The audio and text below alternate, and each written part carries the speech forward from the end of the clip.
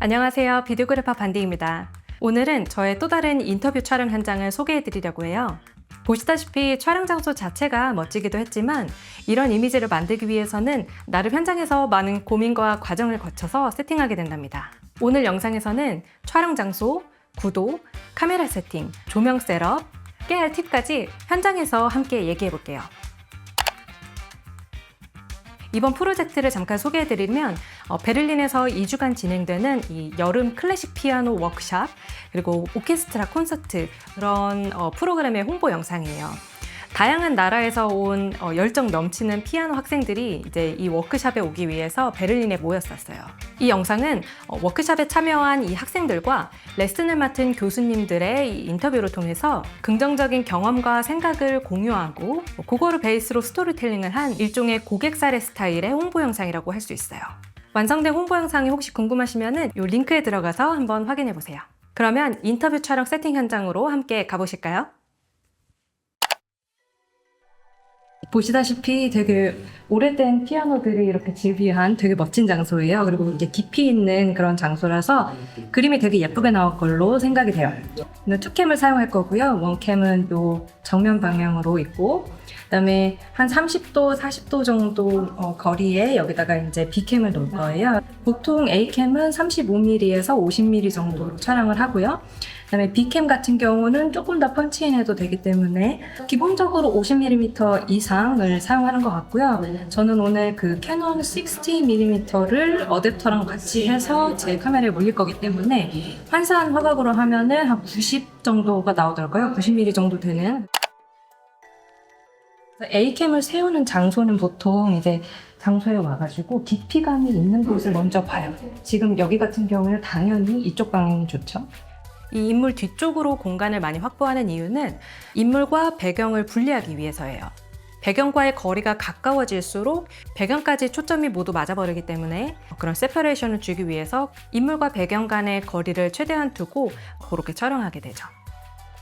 그리고 또 중요한 게 이 전체 세팅을 할 때 이 장소를 고를 때 잘 보셔야 되는 게 장소에 원래 있는 부분 있잖아요.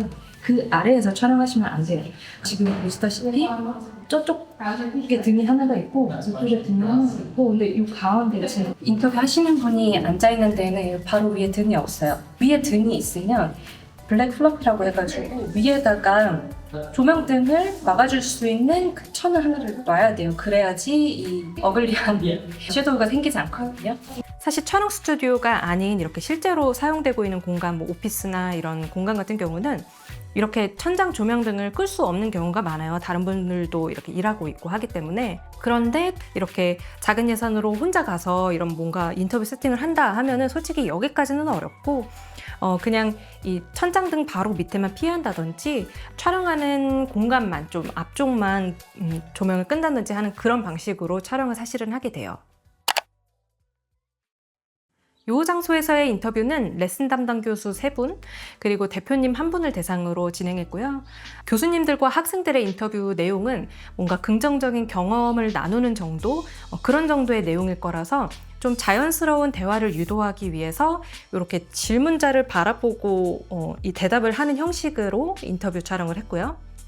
반면에 행사를 주최한 이 대표님의 인터뷰 같은 경우는 참여를 독려하고 조금 더 직접적인 메시지를 전달하는 그런 내용이 주가 될 거라서 좀 이 메시지가 진정성 있게 직접적으로 전달되도록 카메라를 보고 인터뷰하도록 그런 식으로 진행했습니다.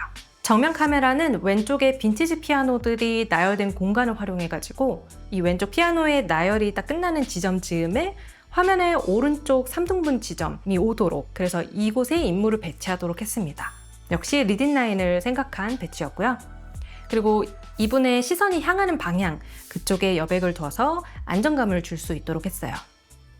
그리고 빈티지 피아노들이 이 여백에 있기 때문에 왼쪽과 오른쪽에 그 화면의 무게감도 균형을 맞출 수 있었던 것 같아요.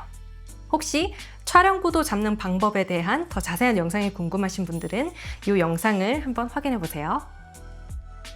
사이드 카메라는 꼭 키 조명의 반대 방향에 배치시켜요. 얼굴의 어두운 면에서 촬영을 하면은 명암의 깊이가 생기고요. 그리고 평평한 이미지를 피할 수 있기 때문이에요. 사이드 카메라의 위치는 정면 카메라에서 약 30도에서 40도 정도 각도로 떨어뜨려서 설정을 합니다. 사이드 카메라랑 메인 카메라의 각도를 너무 좁게 촬영을 하면은요, 투캠 촬영을 했음에도 불구하고 나중에 편집할 때 보면 뭔가 한 카메라를 줌인해서 쓴 것 같은 그런 점프컷 같은 느낌이 들 수 있기 때문에 주의해 주셔야 돼요. 근데 개인적으로 이분과의 촬영이 너무 한쪽 얼굴만 나온 감이 있어요.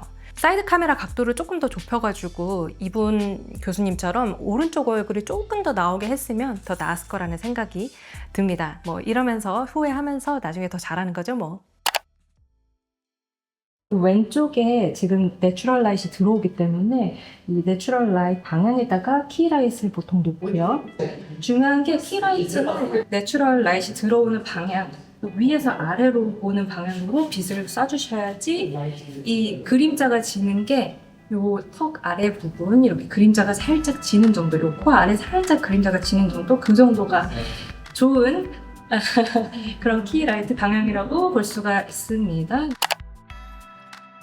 밖에서 들어오는 내추럴 라이트랑 이 키라이트의 방향에 따라서 이제 어느 정도 빛이 서브젝트에 들어오는지에 따라서 제가 여기다가 필라이트로 화이트 바운스를 줄 건지 아니면은 오히려 더 어둡게 만들기 위해서 블랙으로 이 빛을 흡수시켜서 이 명암을 조금 딥하게 줄 건지 그거를 결정할 거예요. 이거 힘들어. 좁은 공간에서는 벽이 가깝기 때문에 이 빛이 바로 반사돼서 평평해지기 때문에 네거티브를 활용하는 거고, 반면에 이번처럼 큰 공간에서의 촬영이더라도 사방에서 자연광이 들어오는 이렇게 아주 밝은 환경에서는 네거티브 필을 대서 이런 암부를 주게 되는 겁니다. 한낮에 촬영한 분하고는 블랙 플래그로 빛을 조절해서 암부를 더 주는 방식으로 했고, 저녁 촬영 시간대에는 이게 자연광이 들어오지 않기 때문에 화이트 바운스를 활용해서 어두운 부분에 오히려 빛을 보충하는 그런 방식으로 촬영했어요. 여기 보시는 거는 헤어라이트, 림라이트라고 하죠. 이거를 물론 뭐 옆에서 이렇게 감싸듯이 어깨 쪽을 감싸듯이 이렇게 줄 수도 있는데 이렇게 위에서 직선으로 올 수 있게끔